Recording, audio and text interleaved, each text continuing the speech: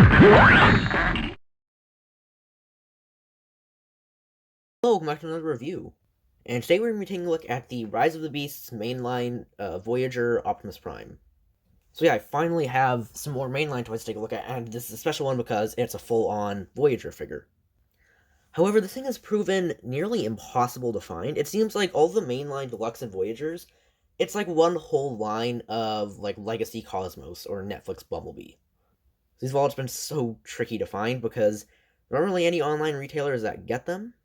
I believe Walmart had this guy and the Primal on their website for like a second, but they're gone now. So you can imagine my excitement when I finally found one of these guys at Walmart. It was a location that usually doesn't get the greatest stock. Like, they'll get a restock, and then they won't get anything new for like a month or two. And when I went there, it did look like that at first. There was just like the standard Raspberry stuff they had before. So basically, a few Beast Battle Masters, few Battle Changers. I think they had like one Smash Changer. And then I looked at the very, very bottom shelf. Like, I had to like crouch down just to look at it. And I saw this guy, and there was just one. But I was just really excited to find out. I was like physically like jumping up and down. I probably looked like an idiot. Yeah, so here is I finally have at least one of the Rise of the Beasts mainline Voyagers or Deluxes. And this is a really nice figure. So you'll notice he has been like a bit redesigned, I guess, from his movie design. This is based on control art, which is apparent when you look at the top of his shoulders, how he has little bits of those like bars on his truck mode. But of course, the control art does not look like this. This is very much redesigned. They have kind of tweaked the proportions. I'm not the when I first saw this, I definitely did not like how they changed the proportions, and they are still a bit weird. Like, his head is really small, and his lower arms are tiny, and his shoulders are a bit too big. But they have grown on me. But I do still think he a tiny bit looks like a guy in a t-shirt with just how skinny the lower arms are. But they do have to be like that for his transformation. And yes, there is an abundance of the Games Workshop gray. And the way they've done the color layout here is also kind of weird. I have a theory that we might get some kind of redeco of this guy in the future, because if we just look at a few aspects. First of all, see these lower arms? Yeah, those are all cast in that gray plastic. That's all red paint except for these side panels for the transformation. That is all painted red plastic. You look at the shoulders, these ones up here, these are even weirder. So it's split into two halves. The back part is your standard red plastic, except it mostly gets covered up by smokestacks. And it also isn't visible in all mode. But then the front part, which is going to be very visible in every mode, is cast in that gray, just so they can get the stripe here, because I guess it was tricky for them to color match it. So that is kind of weird, but they did a pretty decent job at color matching the red paint. So, yeah, that is very odd color placement. And even when you look at like the lower legs, they are all gray. In fact, there is zero blue plastic on this figure, besides, of course, the clear blue. There is no opaque blue plastic, and there's also very little red plastic. The only stuff we get is a bit on the torso here, these panels on the arms, these bits on the back, and that's basically it. So at first glance, the figure does look very unpainted thanks to that Games Workshop gray. But once you look a bit closer, you realize there was a ton of paint on this guy. And the Games Workshop gray is another one of those things where at first I hated it, but now I've gotten used to it. And also, these are cheaper than average Voyagers. Except for in Canada. So, at least from what I've seen, I believe in the UK, these are, I think, like £9 cheaper than an average Voyager. In America, I think they're $3. Here, they would be normal price, but I think Walmart saw Toys R Us a few years ago and they were scalping everything, and it was like, hey, we should try that. So they're charging $50 for these now. And once again, that's if you can find one, because these are very tricky to find. So it's like, just as Toys R Us goes back to having normal prices, Walmart starts to scalp a bit, which is not the biggest fan of that.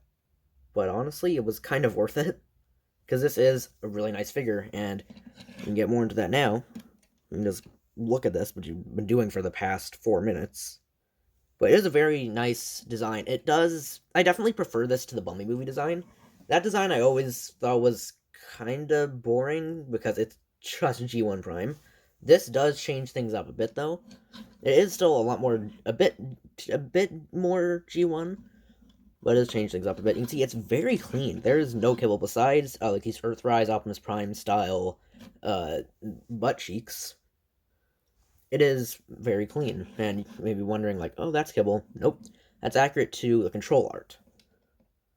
So we are getting a very clean Optimus Prime. And, would you look at that? He actually has normal length smokestacks, aren't rubber or anything. I guess because they kind of curve off at the end, but it is kind of cool to see. Also, just a very nice, solid feeling Voyager. Like, his plastic definitely isn't like that really solid stuff the Studio Series Rise Beast Bumblebee has, but something about the figure just feels very nice in the hand. So, as for his accessories, we only get one, and it is his gun, not the one used in Rise of the Beasts. No, this is his Bumblebee movie gun, because once again, this is based on control art before they decide to give him like the arm cannon, and this is a pretty nice representation of that. I feel like the magazine is a bit too small there, but with how this stores in the alt mode, I think it had to be like that. So overall, it's a pretty nice gun. Of course, it just pops into his hand because it is standard 5mm peg, and it is a very nice rifle. So that is it for the accessories he comes with. However, because he does use the standard 5mm hands like every figure does, that means you can give him one of the beast weaponizers. Right here we have the Shatling gun Rhinox, and you can give it to him. It looks kind of silly because it's a butt with a Gatling gun coming out of it, but you can use it. And speaking of comparing him with other Rise of the Beast toys, there's some size comparisons. So here he is with the Battle Changer Mirage, Beast Weaponizer Wheeljack, who does actually scale quite well with Optimus. Core Class RC, who once again scales quite well. Studio Series Bumblebee, who once again scales quite well. And Studio Series Scourge, who was actually too big to fit in the frame. There we go. I don't like this scale as much. Of course, this Optimus isn't meant to scale Studio Series because he is a mainline Voyager. And the upcoming Studio Series Optimus does scale better with Scourge, but just in case you want this as an Optimus to scale with Studio Series, it does for the most part, but when you start to bring in Scourge... Like, I do like it when the villains, like in Transformers Animated, when like Megatron's a bit taller than Optimus, I like that, but Scourge just towering over him is not the biggest fan. But once again, it's not meant to scale with him. And finally, oh, the dog is barking. Anyways, finally, here he is with Holiday Optimus Prime. So this shows you the mainline Deluxe and Voyagers. They are different from Generations Deluxe and Voyagers, as they are a lot shorter. You can see he's about like a head shorter than Holiday Optimus, who is like a smaller-ish Voyager. And I would compare him with the Bumblebee Movie Studio Series, but I don't have that figure. So now we can move on to the articulation. So at the neck, it is a bit disappointing. We don't get a ball joint or anything, it just rotates, but after collecting a lot of other Razbeast mainline figures, I feel like I should just be lucky that it moves in the first place. Then at his shoulders, you get rotation, and then universal joint, and I'm not the biggest fan of how that looks, because, again, it looks like he's just wearing, like, a t-shirt, so we're not going to be moving the shoulder outwards like that too much. But then, at the elbows, we get the full bend, well, as much as you can get without it clashing with the shoulder. If you move it out to the side, you can get a bit more. And that is just a single joint, too, so it's pretty impressive. And then he actually has a wrist swivel. I don't recommend using it because it's really, really tight, because it is a ball joint in there. But he does have one, so, once again, very impressive for, you know, the mainline Voyager, which are the cheaper alternative, unless you're Walmart. And this is very unique. So we have a waist over here, which doesn't get you that much, but then we also have rotation up here for the transformation, so you can get, like, some more natural-looking movement out of that. And then, while we're here, I will also mention, everything kind of, like, tabs into place in this guy, except this. This just kind of loosely flops around. Not the biggest fan of that. But anyways, he does have an ab crunch, which is awesome. Sadly, it is like below the waist swivel, but that's still really cool to have an ab crunch. As for the hips, these are actually kind of unique. So you get kind of like the Earthrise Prime style universal hips, where that kind of like hip skirt is integrated into it. So you get that much to the front, that much to the back, and then of course you get your splits. But then yeah, there's this. He actually has a hip skirt. Well, this is like a proper one. So it's kind of like a mix of like the two styles of hips you can get on like basically every robot action figure. And then, of course, we have our thigh swivel. We have our knee bend, which gets you like a tiny bit more than 90. And finally, the ankles, which are very nice. You get very nice tilt, and then forwards and backwards zoom in. And these are also completely painted there. So overall, this is a really articulated Optimus Prime figure, and it only gets better from here once you move on to the transformation. So first I want to show you something that's actually just kind of unique when you're transforming this guy back into robot mode. So let me transform this section real quick. So there, you have the top of your truck, right? Then when you're transforming it back, automorph. It is very simple. Like, there's no springs or anything. It's just moving parts. But I kind of like that because automorph can get kind of janky and delicate when you have a ton of springs and stuff. But it's kind of cool to see because this is basically the first proper Transformers movie in this new universe. And automorph was the gimmick of the first actual Transformers movie, live action one. So it's kind of cool to see it make like a tiny, tiny return just for this figure. Yeah, so like I already showed you this up. You have to do this very specifically. So you move this panel here first, and then you move that up, and then you finish folding that down. There's not really like an automorph thing for folding the head in, sadly. Yeah, so anyways, you push in its chest windows if your figure actually has them, because apparently these are getting like stolen constantly. I haven't seen any myself because I've only seen one of these guys, but apparently that is something that happens like very frequently, so that's not cool, especially when this thing is really hard to find. Anyways, once we get here, we're just gonna move this down. It'll give us room to rotate around the waist. You can just fold that back up, I guess. And then for the arms, we're gonna want to undo these little smokestack bits on the double hinges, rotate the arms back, and then you're going to fold in the wrists, or the hands on the ball joint, rotate the bicep, and then it's an interesting twist on the standard Prime transformation. So instead of just having it go in like that, you actually move it out a ton, and then the arm, like the lower arm, will actually tab into the shoulder there, and then we'll just leave that like that for now. And of course, we'll also bring this back around that double hinge to kind of hide the elbow there. Sadly, these don't fold away for the truck. I think there are actually some trucks that do have these, but his Prime's All mode doesn't, even though this is a very redesigned version, so I guess you could kind of headcanon that this one does. Yeah, so sadly they do not fold away, but they kind of need to be out like that because they hide the robot bicep. So they are, it's like useful kibble. Once we get that all tabbed in, we have like our truck Gerwalk from here. You can then connect the legs together. So far it's been like your classic spin on the classic transformation. And now, this is going to be very interesting, you do the evasion mode Optimus Prime thing. So this borrows from a ton of Optimus Prime figures, because most of the upper body is like the G1 toy, or like Earthrise or Siege, really any Optimus, or G1 Optimus. And then these work like Evasion Prime, except this is probably the best use of them, because his feet are just giant bricks here, like they're not really detailed or anything. They actually do kind of fit into the back of the truck, so that is nice.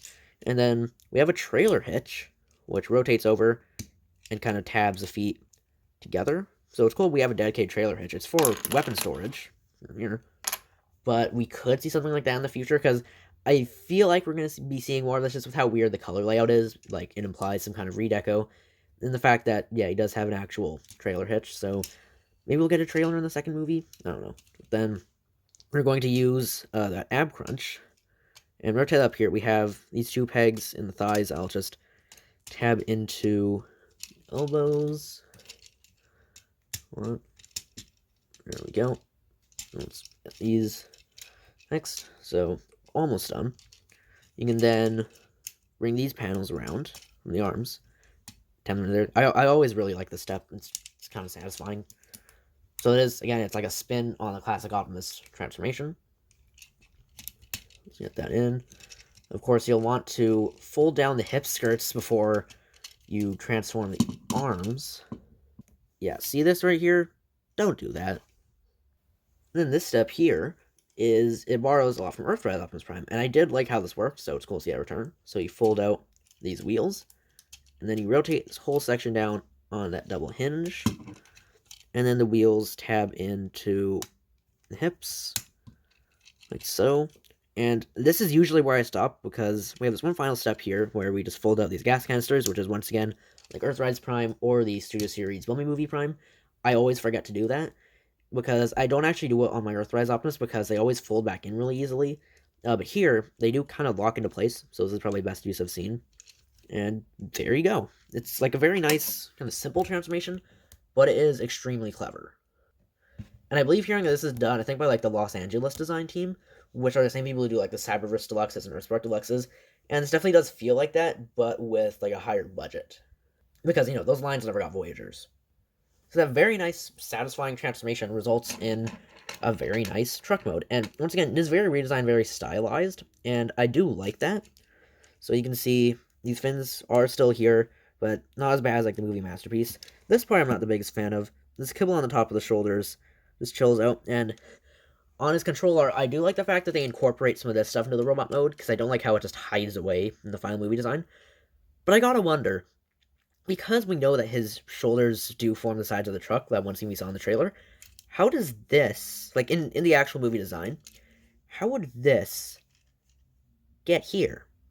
I'm just trying to figure that out. I know these don't follow logic, but it still leads you to wonder. I mean, the truck does end up being pretty clean. Usually on movie primes, they use the evasion mode transformation. The back is really messy, but again, because the feet are essentially bricks here, it actually hides away like the shins, and it looks pretty decent. Of course, the back here is a bit messy. That is kind of the issue of basically every Optimus Prime nowadays, G1 Optimus, like that uses this transformation, because none of them actually have the panels at the back that the G1 toy had that would fill in that gap. I'm surprised that hasn't ever really returned, because nowadays it'd be pretty easy to just have a hinge to have it hide away in the robot mode. I mean, thankfully, he actually does have an Autobot symbol in like the Bumblebee Movie Studio series, which I keep bringing up. Really weird that that kind of omits it. And then the clear blue windows do look really, really nice. And sadly, these are not inserts like on the Studio Series Bumblebee. These are like just painted, like that's a whole slab of blue plastic, and that's red paint there, and then silver paint there. And another awesome thing that's returning with this, pinned wheels.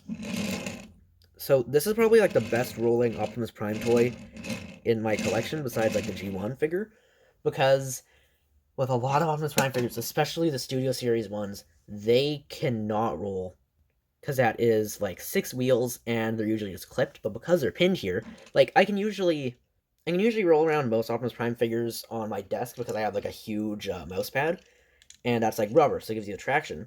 But this is just wood right here, and Prime is rolling around like a Hot Wheels toy, or rather, a Tomica white base.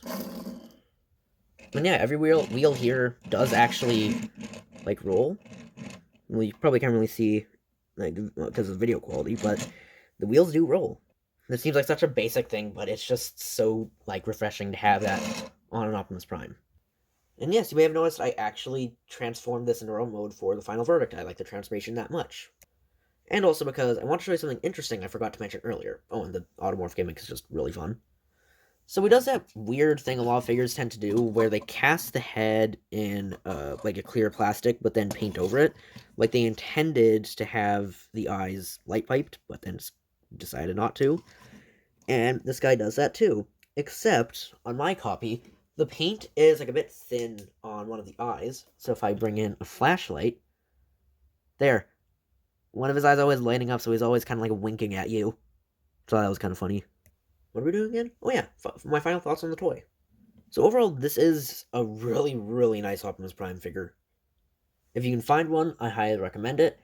If you're in Canada and you're like thinking about paying the Walmart scalper prices, I'd say go for it. Maybe. Because it's a really, really good toy. But $50 is a lot. But then again, Voyagers are getting up there in price. I believe the standard Voyager price now is like $47 anyways. And again, that's if you can find it.